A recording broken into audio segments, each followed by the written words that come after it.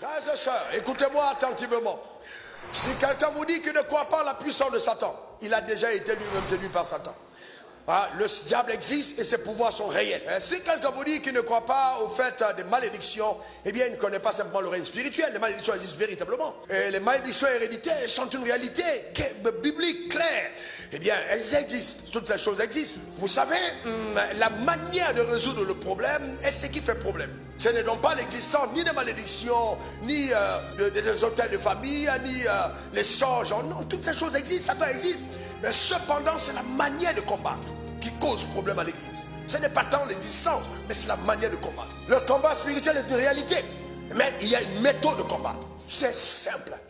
Premièrement, n'oublie pas que la vraie bataille est au niveau de ton système de pensée.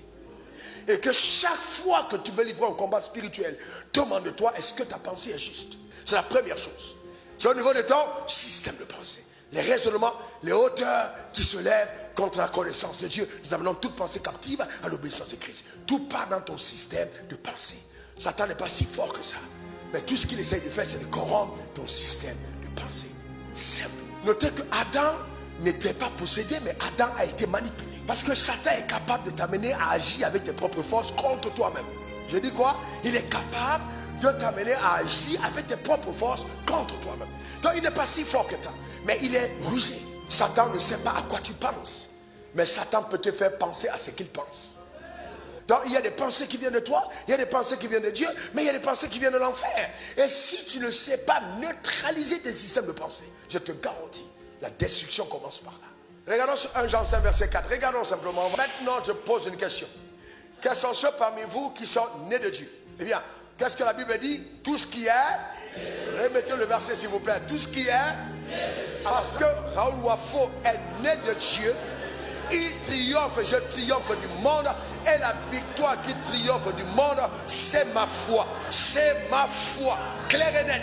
Il n'a été nullement mentionné là dans ce texte que la victoire qui triomphe du monde, c'est la foi de ton pasteur.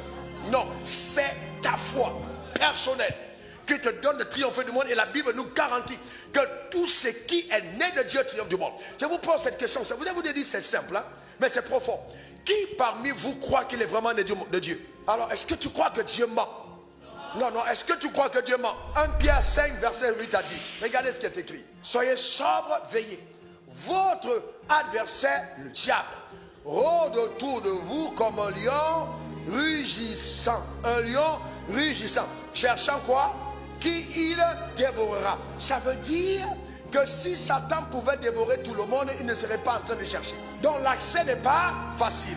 Et chaque fois qu'on voit, écoutez-moi bien, quand vous voyez le diable dans la Bible, ce n'est pas le même mot que le Satan. Diable veut dire celui qui accuse et celui qui calomnie. Celui qui accuse et celui qui calomnie.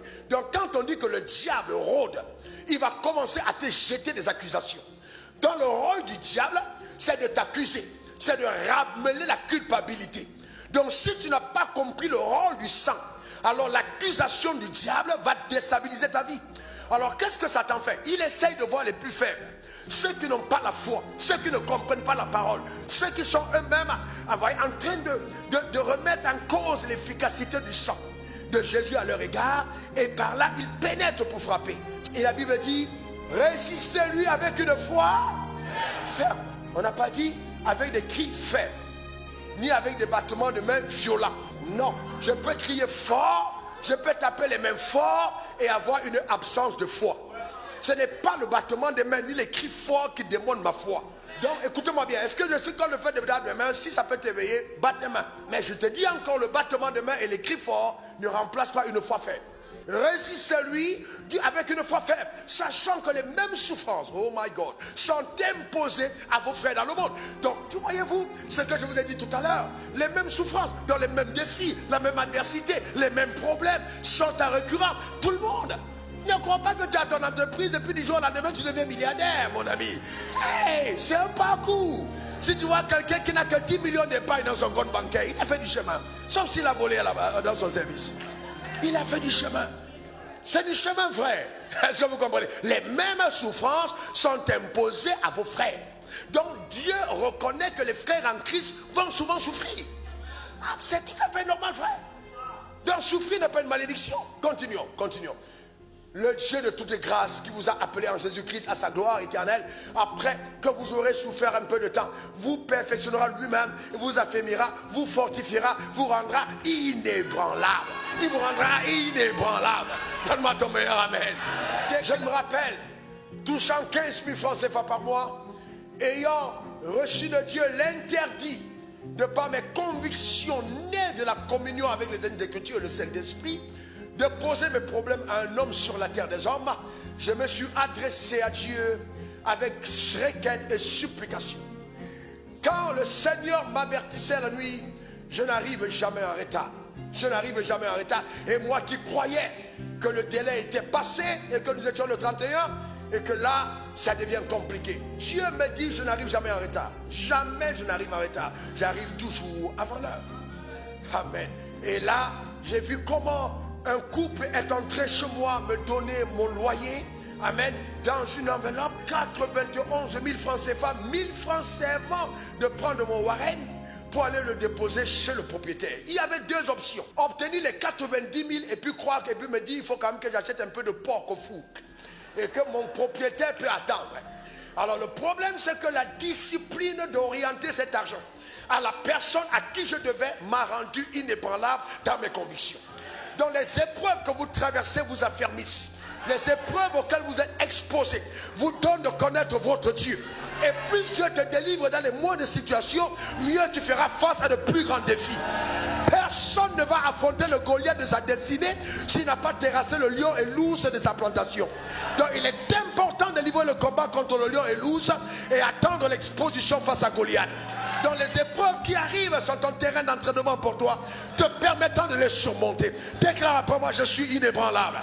Déclare encore, je suis inébranlable.